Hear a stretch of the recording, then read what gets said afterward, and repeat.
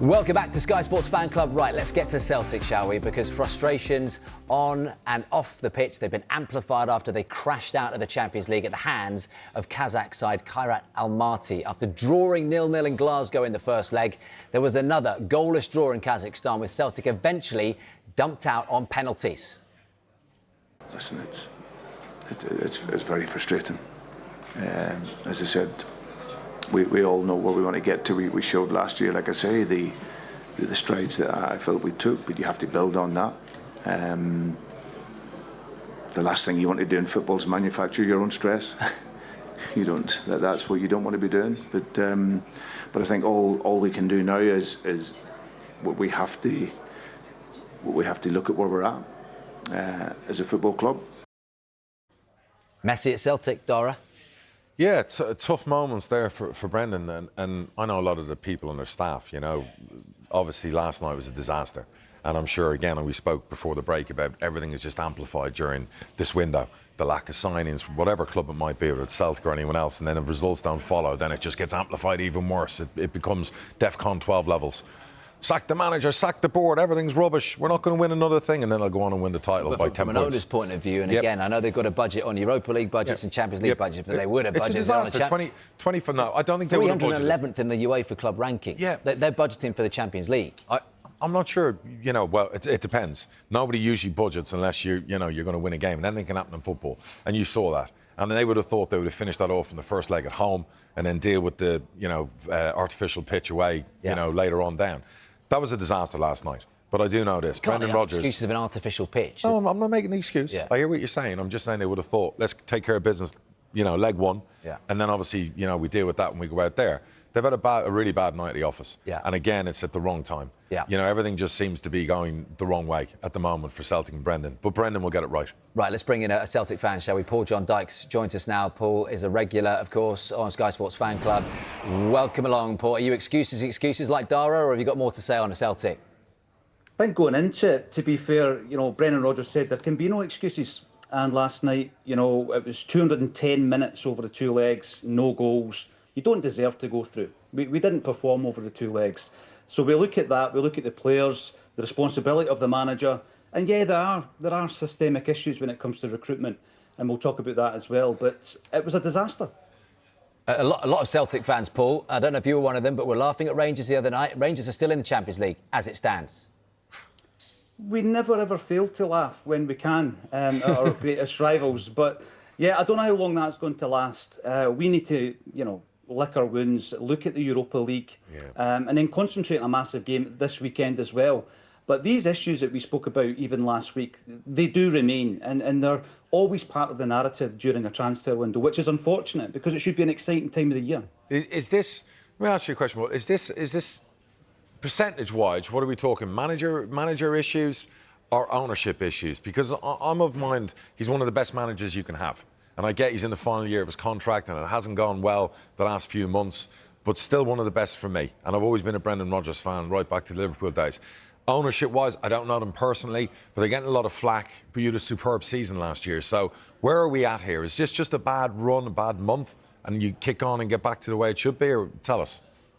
I think the manager's got to take some responsibility, Dana, but the systemic issues I'm talking about is the fact that we've played 9 qualifiers. 7 times we failed to get through the qualifying stage. And that's over a period of 12 years, and it spans 4 different managers who have all come out and spoke about how long it takes us to get deals done. I said last week, £100 million in the bank waiting to go into the Champions League, and Kairat beat us over 2 legs. And by the way, they did it without too much issues. We had a couple of chances, but we were so easy to play against. So it's difficult to put a percentage on it, but it is a shared responsibility, no doubt. Paul, but and again, put me in my place and tell me that I'm wrong, right? But for example, and we talked last week, do you remember, and I said to you that when he was on the pitch at the Allianz Stadium, Allianz Arena in Germany after the Bayern Munich defeat in the Champions League last season, Brendan Rodgers was doing everything apart from physically get on his knees and beg for players, right? It didn't happen. You sold Kyogo to Birmingham last season. You didn't replace him.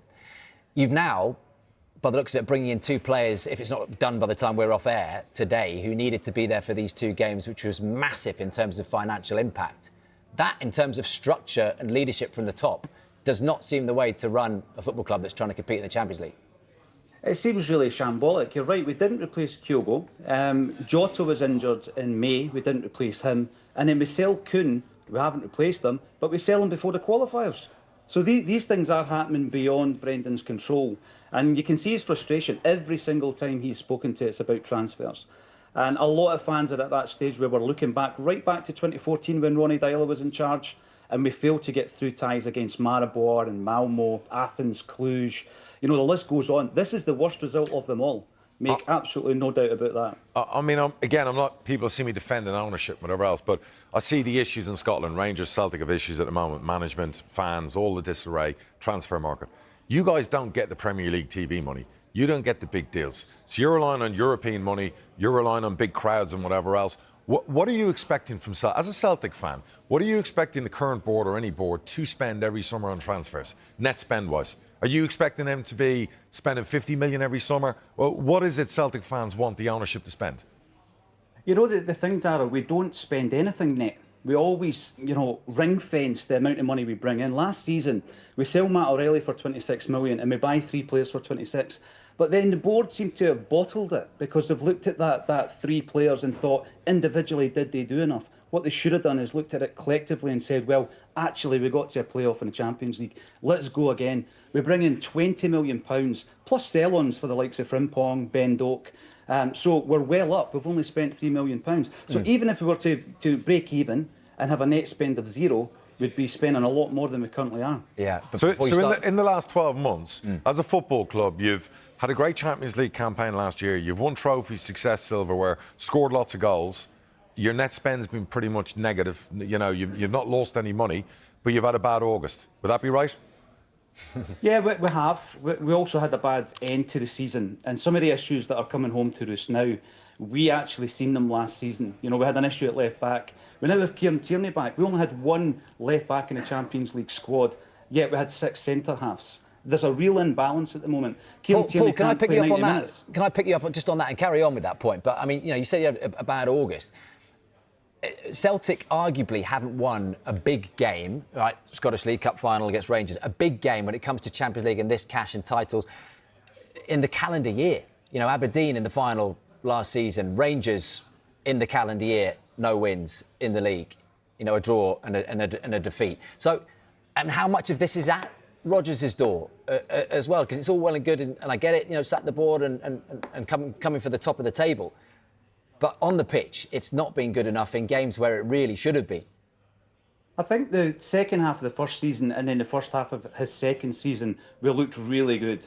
But since then, from the turn of the year, our form has dropped off a cliff. We've struggled against Rangers. When you speak to the club, they do say, get the medals on the table. 42 trophies since the turn of the century. 8 doubles, all the trebles, the quadruple treble. But at the end of the day, we're not progressing in Europe. And we have regressed massively this season. Let me put this question to both of you. This one's from Alan. Dara, do you think that Brendan will last the season or walk because of the board not splashing the cash? I think the worry would be somebody plucking him. So, look, the ownership at Celtic need to sit down, tie him down. You either come together now after last night or you fracture.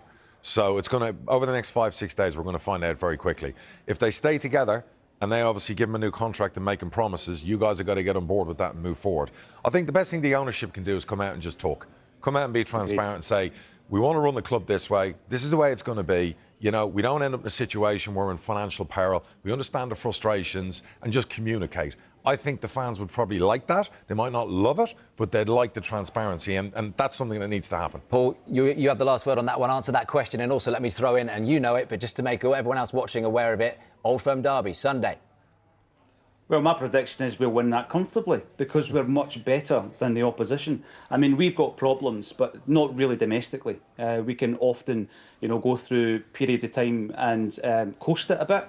I think at the weekends we'll be fine. We'll be absolutely fine. Our bigger issues are really recruitment and progress in Europe. But to go back to your point about Brendan Rodgers, I think he'll stay to the end of the season. We won't be able to keep him longer than that.